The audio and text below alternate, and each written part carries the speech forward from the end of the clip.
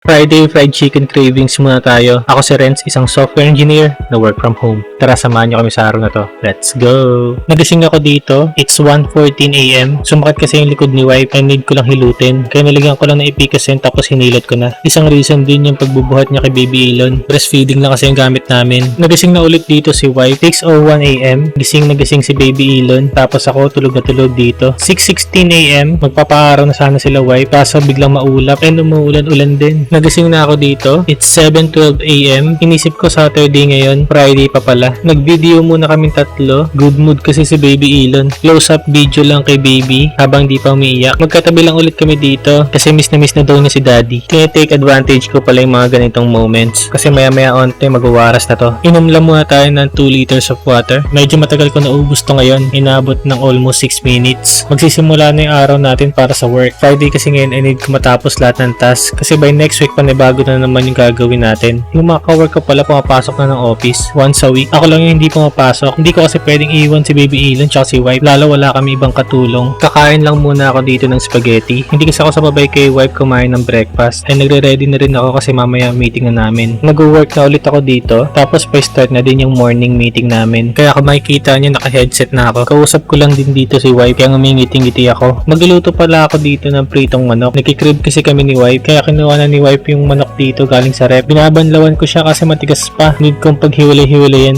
Wing and breast part pala yung chicken namin dito. Nilalagyan ko na dito ng magic sarap. Isang sachet lang yung ginamit ko dito. Lagyan na din natin ng paminta. Mas maganda yung durog yung gagamitin. Hinahalo-halo ko na para malagyan lahat ng parts. Pababa pala ako dito. Dadaling ko kasi yung tubig. Bibili din ako ng bigas and chicken breading. Nakalimutan pala namin bumili last time. Naglalakad na ako dito sa labas. Medyo makulimlim pala. Feeling ko uulan na. Kaya medyo mabilis lang yung lakad natin dito. Unang bibilin ko yung bigas. Bumili lang ako ng 10 kilo. Dito kami lagi bumibili. Masarap kasi yung bigas nila dito. Yung organic. Bumili din ako ng tinapay sa 7-Eleven. Katapat lang niya to. Kaya isasabay ko na. Nakuha ko na yung tinapay. Papunta na ulit ako dun sa Grain Smart. Iniwan ko kasi dun yung bigas. Bitbit ko na yung 10 kilong bigas. Tsaka yung tinapay. May kasama na rin chicken breading. Nakarating na ako dito sa condo. Isang kamay lang pala yung ginagamit ko dyan. Hawak-hawak ko kasi yung camera. Pagdating ko, tinuloy ko na agad yung pagmamarinate ng chicken. Ilalagay na natin tong chicken sa crispy fry. Haluin nating mabuti para malagyan lahat. Pagsasama-samahin ko na para mabilis matapos. Habang nagluluto pala kami, nagising na dito si Baby Elon. Buti na lang hindi siya umiiyak. Kaya hinahayaan lang namin siya dito sa kama. Kaso parang sama ng tingin niya sa akin dito. Nakanood yung kilay niya. Lumipat ako ng ibang view. Ganun pa din. Parang hindi siya natutuwa sa nakikita niya. Iinom muna tayo ng yogurt. Pampawala ng osteoporosis. Piniprito na yung chicken natin. Medyo matagal lang tong lutuin. After 6 hours, naluto na din. Nilalagay na dito sa plato. Ilagay na natin sa lamesa. Gumawa lang dito si wife ng sausawan. Mayonnaise. Tsaka ketchup. Pinagsama niya. Tapos hinalo-halo na. Yan, ready na. Pwede nang kumain. Tikman natin itong sausawan ni wife. Tsaka yung chicken. Unang tikim pa lang. Sobrang sarap na. Parang pang ibang bansa. The best talaga yung luto ni wife. So yun lang. Thank you for watching.